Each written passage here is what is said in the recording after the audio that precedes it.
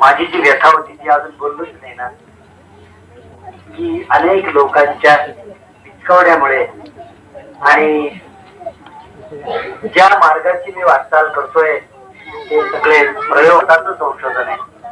तुम्हाला होत नाहीलाच आहे माझा. त्या अनुभूतीतून मी करत गेलो. सुदैवाने ते धोके लागत गेले, फेल्युअर झालो नाही.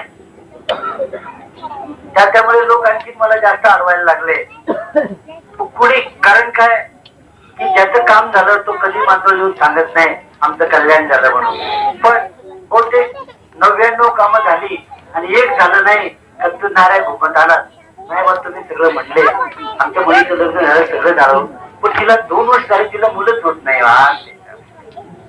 अरे तू 7 वर्ष मुलीच्या लग्नासाठी बोंबलत होता काय? 27,000 रुपये केवळ वर शोधण्यासाठी गेले तुझे आणि 15,000 तुझ्या मुलीचं लग्न झालं. तर गाडवा आता 2 वर्ष ताबडतोब का नाही आला माझ्याकडे?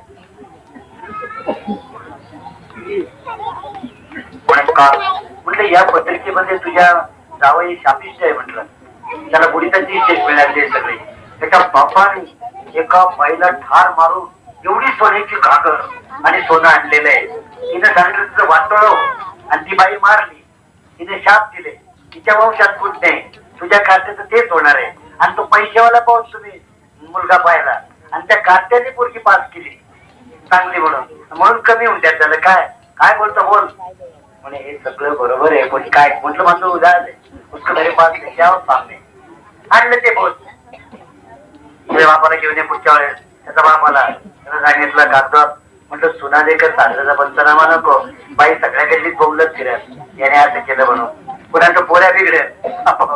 तुझ्या आईला आधीच बाप देखत चांगलं नाही. मग मी सांगितलं की आपण असं केलं का? होय. तिला असं मारलं का? होय. असं काय वाटोळं केलं का? होय. मग म्हटलं मरा ना आता कशाला बोलता. तुला म्हटलं 12 वर्ष पॅरालिसिस होणार आहे. तुझी बायको तर मेलेली आहे आणि त्या गादीतच हागणे, गादीतच पुसणे आणि नरकात रोवणे करीब 12 साल आत्माराम लवकर नाही झाले. असं म्हटलं याची लक्षणं हीच असतात. आज मजा वाटते हा सुद्धा कर्म करावे भोगावे रडत तेच परिणाम. तो चांगला रडवला नाही मग त्याला सगळे मार्ग. मी तुम्हाला एक सांगून ठेवतो लक्षात ठेवा. खून गाठ 7 रांजण भरलेला एवढी माणसं मारलेला तो वाड्या कोळी. ज्या धर्मसंस्कृतीत पूजंतम राम रामेति मधुरम मधुराक्षरम आरुह्य कवितां शाखा वंदे वाल्मीकी कोकिलम. विश्वामित्राने त्या वाल्मीकीचं कौतुक काय केलेलं आहे? पूजंतम राम रामेति मधुरम मधुराक्षरम आरुह्य कविता रूपी शाखेवर बसलेला हा वाल्मिक रूपी कोकिळ पक्ष किती सुंदर राम नामाचं पूजन करतोय. तो त्याचा वाल्मिक झाला. मला काय म्हणायचंय, ज्या धर्मात ज्या संस्कृतीत ज्या विचारसरणीत इतक्या पुरुषाचा सुद्धा एवढा सज्जन होऊ शकतो. एक बाई मारली एक अंडा आणलं एक किरकोळ बात आहे. करायचं नाही.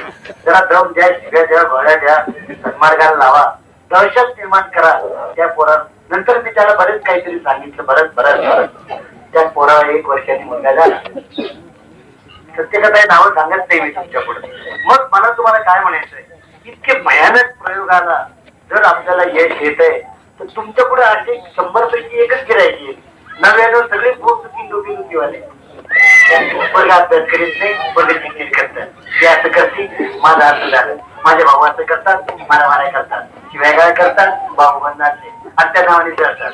हे तर स्टँडर्ड सवाल जमाव. याची उत्तरं पेजच आहे. काही घाबरायचं काम नाही.